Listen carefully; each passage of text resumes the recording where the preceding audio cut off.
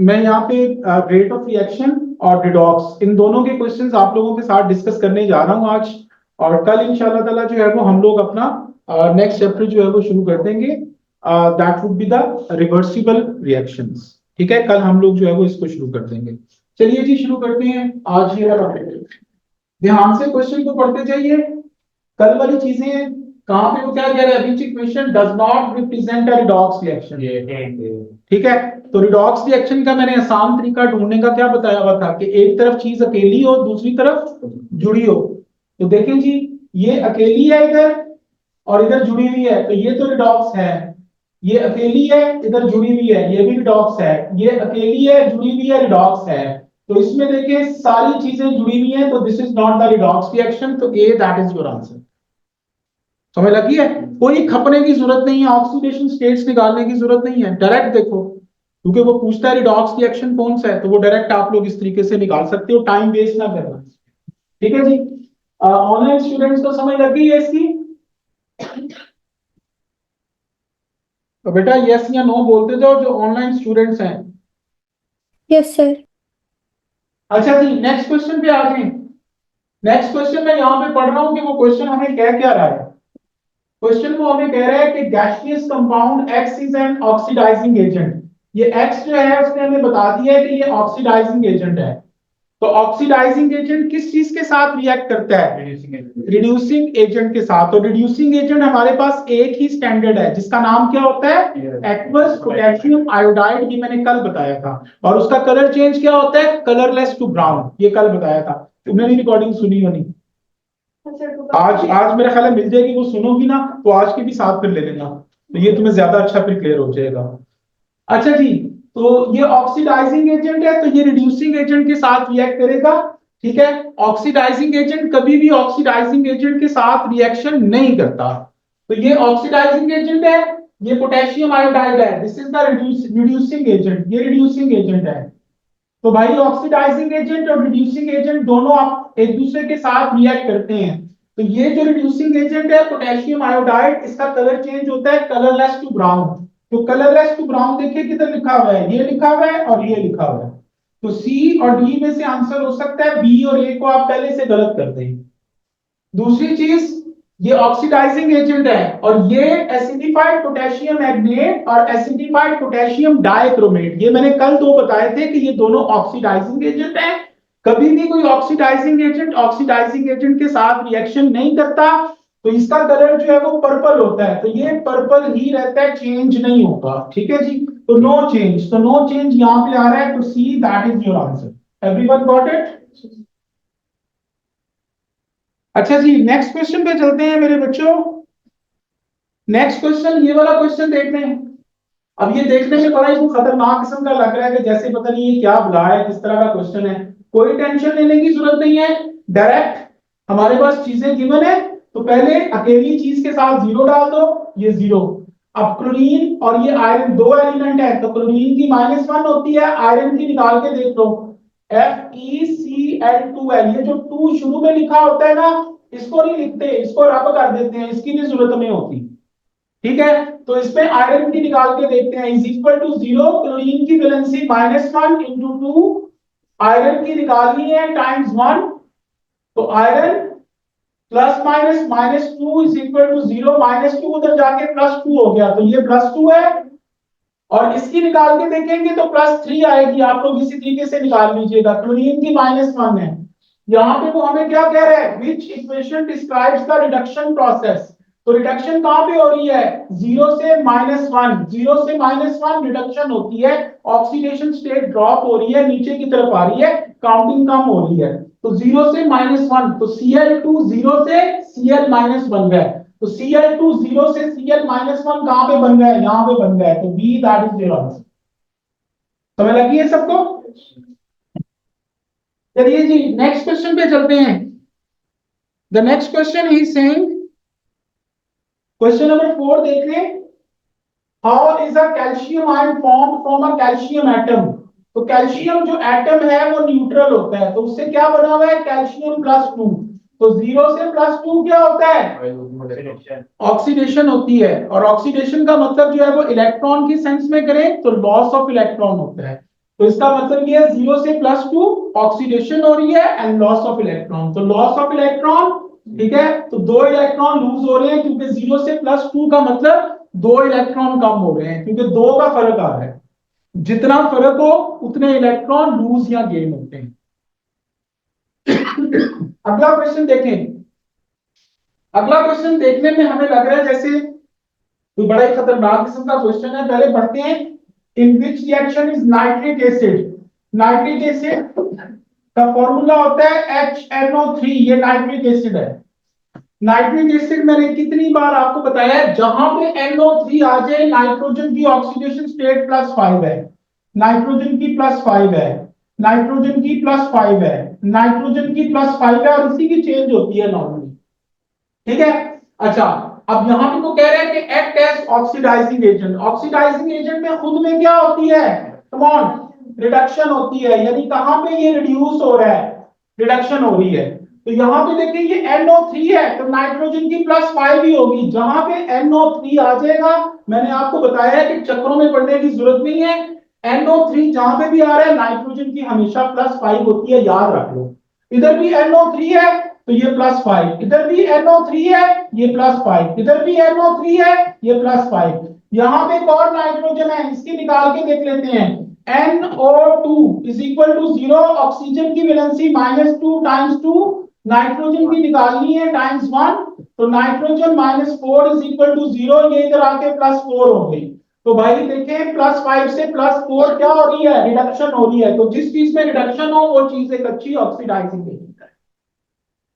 तो जो चीज पूछी हुई है सिर्फ उसी की ऑक्सीडेशन स्टेट निकालो, बाकी चीजों के चक्रों में मत पड़ो, टाइम वेस्ट ना करो कि हर चीज का निकालना शुरू हो जो नहीं। वो नाइट्रिक एसिड कह रहा है तो नाइट्रिक एसिड में इंपॉर्टेंट चीज नाइट्रोजन है। हाइड्रोजन की तो हमेशा +1 है, ऑक्सीजन की हमेशा -2 है, ये तो चेंज नहीं होती ना। तो बाकी चीजें जो है वो आप लोग देख लें यहाँ पे। ठीक है जी। और वैसे भी अगर आप लोग यहाँ पे एक चीज चेक करें तो ये देखें, ये इधर अकेला एलिमेंट है, इधर जुड़ा हुआ है, इधर कोई भी अकेला नहीं है, कोई भी अकेला नहीं है, कोई भी अकेला नहीं है। तो ये तो वैसे ही डॉक्स रिएक्शन ही नहीं थे। उस तरीके से भी अगर आप लोग देखो तो समझ लगी है बात को। तो यहाँ पे जो है ये रिड्यूसिंग एजेंट के तौर पे यूज हो रहा है। चले आगे। यार ये ऑनलाइन स्टूडेंट आगे से यस या नो नहीं कर रहे। मैंने पहले ही कहा है कि ऑनलाइन वाले बच्चे मुझे जवाब दिया करो आगे से यार। सर। जी बेटा। सर आप 1 मिनट पीछे पिछले क्वेश्चन पे जाएंगे। जी चला गया 1 मिनट के लिए। जी बोलिए। सर आपने पहले ए में कहा था कि 4HNO3 कन्वर्ट नेक्स्ट दूसरी साइड पे 2NO3 पे कन्वर्ट हुआ, तो सर तब भी दोनों एक साथ O3 से तब भी जुड़े हुए हैं, तो तब वो रिडॉक्स एक्शन कैसे, रिएक्शन कैसे बनता है? ये कॉपर अकेला नजर आ रहा है, सर। इधर जुड़ा हुआ है। तो मैंने क्या कहा कि अगर किसी भी इक्वेशन में एक चीज भी अकेली हो और दूसरी तरफ जुड़ी हो तो वो रिडॉक्स रिएक्शन होता है। तो ये रिडॉक्स रिएक्शन है, बाकी किसी में कोई एलिमेंट अकेला नहीं है, दोनों तरफ देखो। तो ये तो वैसे ही रिडॉक्स रिएक्शन ही नहीं है सारे। अब लगी समझ। Yes sir. चलिए जी नेक्स्ट चलते हैं जी। नेक्स्ट क्वेश्चन देख लें। Iodide ions are readily dash. ठीक है जी। Iodide ions, iodide ions potassium iodide है। तो पोटेशियम आयोडाइड मैंने बताया था कि क्या कौन सा एजेंट होता है, रिड्यूसिंग एजेंट, और उसमें क्या होती है, ऑक्सीडेशन होती है। तो आयोडाइड आयन उसी पोटेशियम आयोडाइड का वो जिक्र कर रहा है। तो पोटेशियम आयोडाइड जो है वो क्या होते हैं, ऑक्सीडाइज होते हैं क्योंकि वो रिड्यूसिंग एजेंट है। तो ऑक्सीडाइज होगा, यहाँ पे एक्स की जगह ऑक्सीडाइज, ऑक्सीडाइज लिख दो, ये रिड्यूस गलत हो गया। और इसका कलर चेंज जो है वो क्या होता है, कलरलेस टू ब्राउन। तो colourless to brown, colourless to brown कहां पे आ रहा है, ये। तो B that is your answer. You got it. चलें आगे। तो चीजों को देख के करने की जरूरत नहीं है बेटा, उसको सिंप्लीफाइड तरीके से सॉल्व करते हैं, मुश्किल होके चीजों को नहीं सोचते। अब यहां पे देखिए क्वेश्चन नंबर 7, बताइए जी कौन सा रिडॉक्स रिएक्शन है। ए बिल्कुल नहीं है, क्योंकि इसके ऊपर पॉजिटिव चार्ज लिखा हुआ है, अकेला नहीं है। अकेला होता तो कुछ ना लिखा होता, फिर जीरो होना था। थैंक यू सो मच, ये डी होगा, जिंक अकेला जीरो, इधर देखें +2, तो ये रिडॉक्स रिएक्शन है, बाकी कोई भी नहीं है, क्योंकि ये +2 का मतलब भाई ये अकेला नहीं है, इसके ऊपर +2 चार्ज है, तो ये अकेला नहीं रहा, अकेली चीज के ऊपर कोई चार्ज नहीं लिखा होता उसमें। ठीक है जी, तो D that is your answer, you got it? Kinza, are you getting it, beta?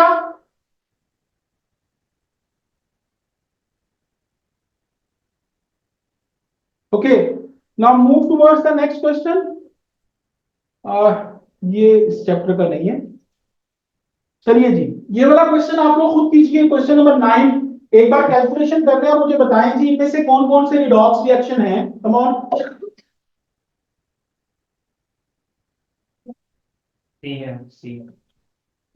चलिए जी, ये देखिए, आयरन अकेला इधर जुड़ा हुआ है तो रिडॉक्स है, क्लोरीन अकेला इधर जुड़ा हुआ है, रिडॉक्स है, मैग्नीशियम अकेला इधर जुड़ा हुआ है, रिडॉक्स है। इधर देखें कोई भी चीज अकेली नहीं है तो रिडॉक्स नहीं है, see that is your answer, 3 है। समझ लगी है? चलिए जी, नेक्स्ट क्वेश्चन पे चलते हैं।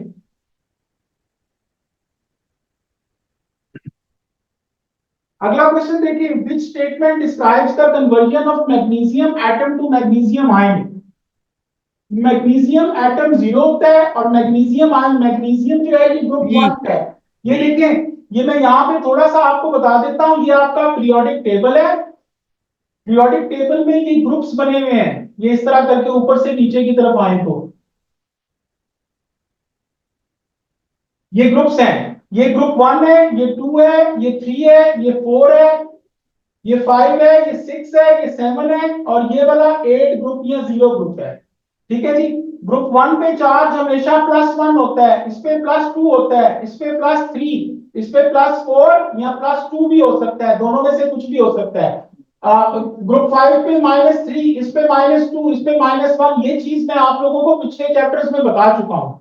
तो magnesium, my dear students, it is actually group 2 element, group 2 में है। पीरियोडिक टेबल आपको पेपर में गिवन होता है, टेंशन वाली कोई बात नहीं, आप लोग ये चार्जेस याद कर लो बस। तो ग्रुप 2 पे चार्ज +2 होता है, तो 0 से ये क्या बन जाएगा, +2। ठीक है जी, तो 0 से +2 क्या होती है, ऑक्सीडेशन। ऑक्सीडेशन का मतलब क्या होता है, लॉस ऑफ इलेक्ट्रॉन। कितने इलेक्ट्रॉन लॉस हुए हैं यार, ये 2 की तरह डराना शुरू कर दिया इसने से। 0 से +2 हो रहा है, तो ऑक्सीडेशन, लॉस ऑफ इलेक्ट्रॉन हो रहा है। ठीक है, ऑक्सीडेशन, तो देखिए जी, ऑक्सीडेशन ये, ऑक्सीडेशन ये, और ऑक्सीडेशन में क्या होता है, लॉस ऑफ इलेक्ट्रॉन, तो B that is your answer. ठीक है जी।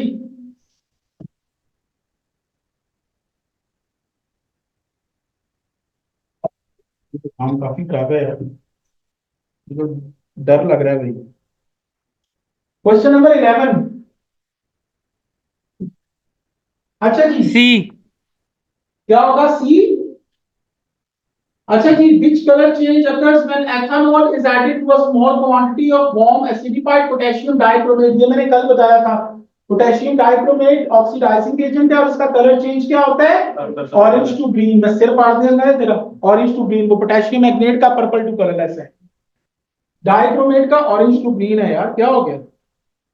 चलिए जी, क्वेश्चन नंबर 12 का आंसर दीजिए, हरी अप।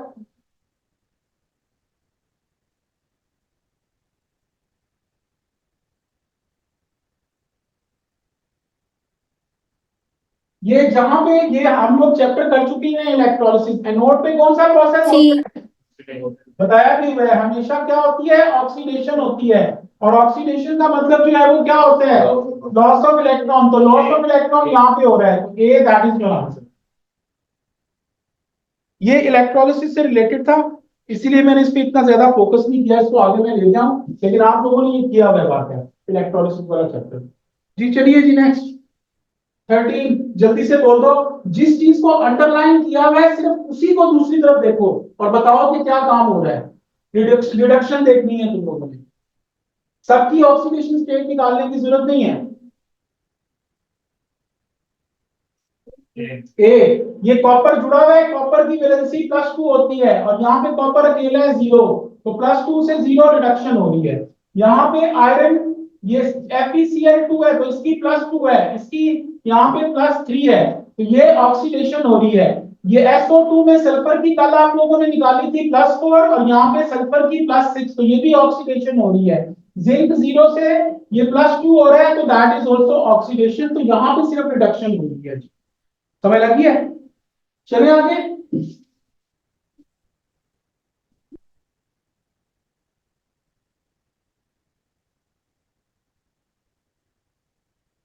क्वेश्चन नंबर 15 पे आ जाइए जी। क्वेश्चन नंबर 15 बेटा क्या हो गया? क्वेश्चन नंबर, आप टेंशन ना लो, आपने अभी ज्वाइन किया, थोड़ा सा टाइम अपने आप को दो, जब मेरे ऊपर यकीन रखो हो जाएगा।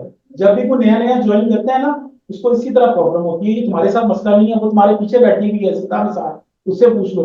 ये देखो ये बैठी हुई है जिंदा मिसाल तुम्हारे सामने, ये दोनों बैठे हुए हैं।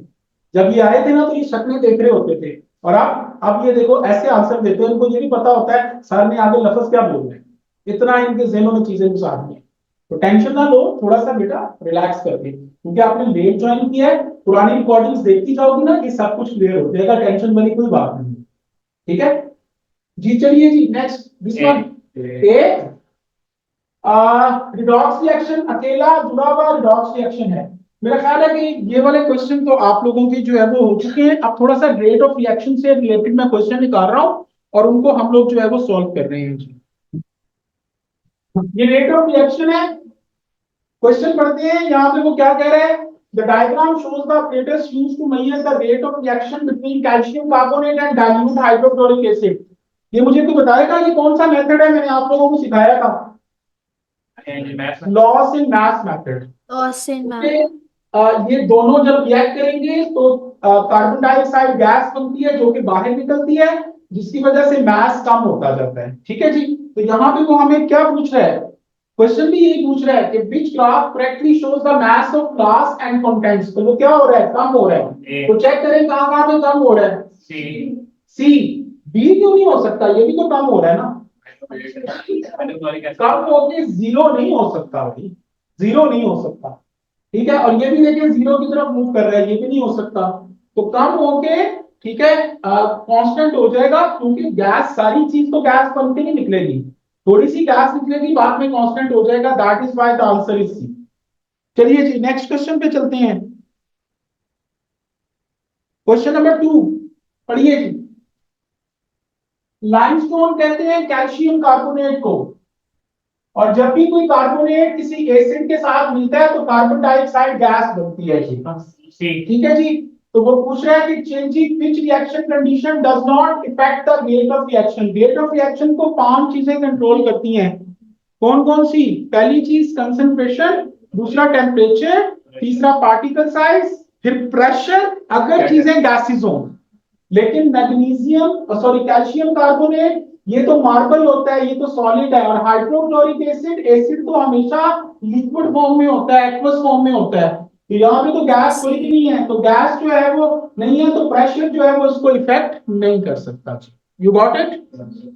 चलिए जी नेक्स्ट क्वेश्चन पे चलें। नेक्स्ट क्वेश्चन आपका है which element is most likely used as a catalyst.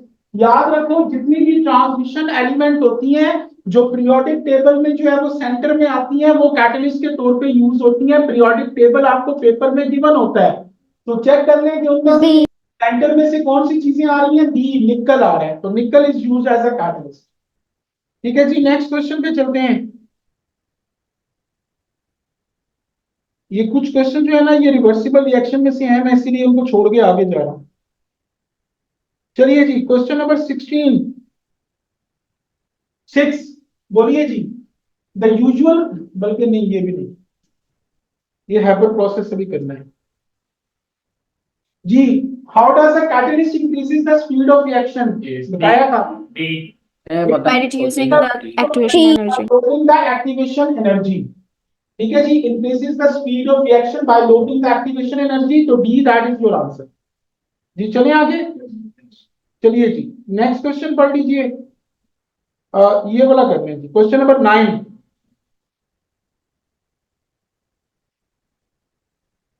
ये क्या है?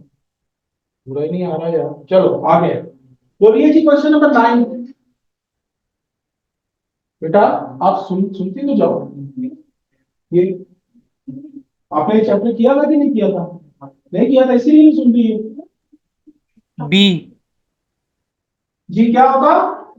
बी। बी। चलिए जी देख लेते हैं बी है कि नहीं।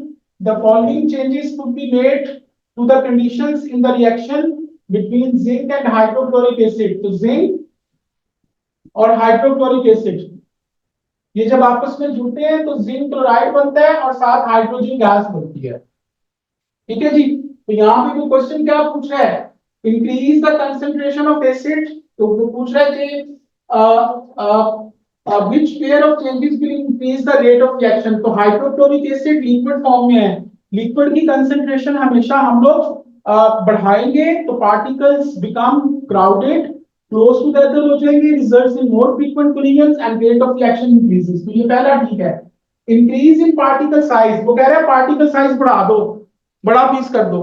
तो भाई बड़े पीस का सरफेस एरिया कम हो जाता है, तो ये वाला तो नहीं हो सकता, ये पॉसिबल नहीं है। Increase in pressure, zinc solid है, हाइड्रोक्लोरिक एसिड एक्वस है, यहाँ पे गैस कोई भी नहीं है तो प्रेशर इस पे वैसे इफेक्ट नहीं करेगा। और टेम्परेचर के बढ़ाने से मैंने बताया था particles gain kinetic energy, results and rate of reaction increases. तो ये भी इफेक्ट करेगा। तो 1 and 4 B that is your answer. Sir concentration हमेशा एक्वस की बढ़ा सकते हैं दोनों की। एक्वस भाई सॉलिड चीज की तो कंसंट्रेशन किसको कहते हैं? कंसंट्रेशन का मतलब है कोई चीज पानी में डिसॉल्व हुई भी है। अगर ज्यादा वो चीज होगी, पानी कम होगा तो कंसंट्रेटेड, अगर पानी ज्यादा होगा वो चीज कम होगी तो डाइल्यूट। बताया तो हुआ तुम्हें। सॉलिड की कंसंट्रेशन जी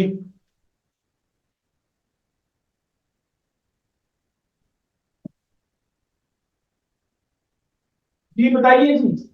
ये वैसे इस चैप्टर का नहीं है, छोड़ देंगे वाला मिक्स हो गया है मैं यार। चलो ये वाला क्वेश्चन देख लो जरा। क्वेश्चन नंबर 11 ये मजे का क्वेश्चन है, इसको जरा ध्यान से सुनिएगा, मैं इसको समझा रहा हूं and everybody just listen it carefully. Reaction 1 में वो कह रहा है कि 10 gram magnesium ribbon with excess of hydrochloric acid. तो ये चीज एक्सेस में है तो ये लिमिटिंग है, ये कम अमाउंट में है, ये लिमिटिंग है। अगर लिमिटिंग चीज की अमाउंट कम ज्यादा हो जाएगी तो गैस जो बनेगी वो भी कम ज्यादा हो जाएगी।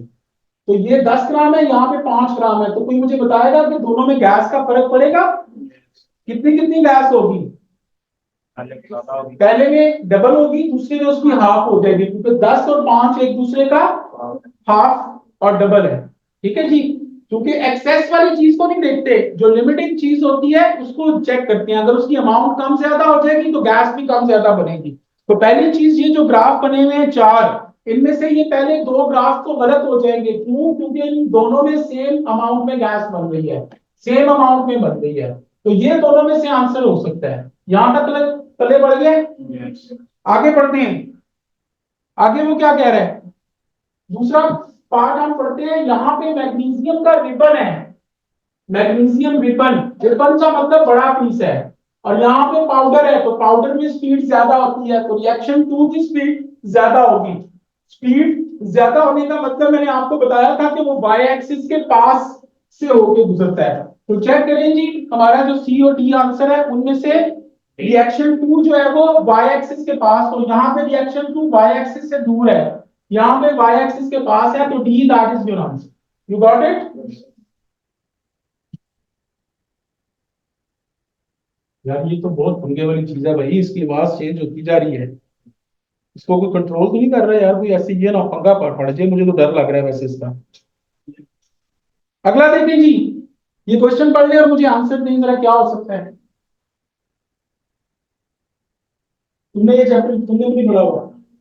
अब अगला जो चैप्टर आना है ना, उसको ध्यान से तुमने भी और तुमने भी, तो ध्यान से आप सुनना है। ठीक है? पिछला जो कुछ हो चुका हुआ है ना वो भूल जाओ। अब अगला चैप्टर ध्यान से सुनना। जी क्या होगा? अच्छा जी, ये दिखा दो। लो जी देख ले। सी या डी में से कोई होगा। सी या डी में से कुछ होगा? सी। सी, सी होगा। अच्छा देखिए जी, रेट और टाइम का ग्राफ है। जैसे जैसे वक्त गुजरेगा रेट आपका कम होता जाएगा। क्यों कम होता जाएगा? स्टार्ट में नंबर ऑफ पार्टिकल्स ज्यादा होते हैं, जब वक्त गुजरता जाएगा तो वो रिएक्ट करके कम होते जा रहे हैं, जब कम होते जा रहे हैं तो कम कुलियन होंगी और रेट ऑफ रिएक्शन कम होता चला जाएगा। तो यहाँ पे तो रेट बढ़ रहा है, यहाँ पे रेट जो है वो कम होके जीरो तो नहीं हो सकता, ठीक है, रेट नहीं बल्कि सी नहीं हो सकता यार, I think it will be B होगा यार, रेट कम हो रहा है ना, रेट कम होके और बाद में जो है वो जीरो पे चला जाता है, रुक जाता है जब पूरी चीज यार, बी आंसर है, सी नहीं है।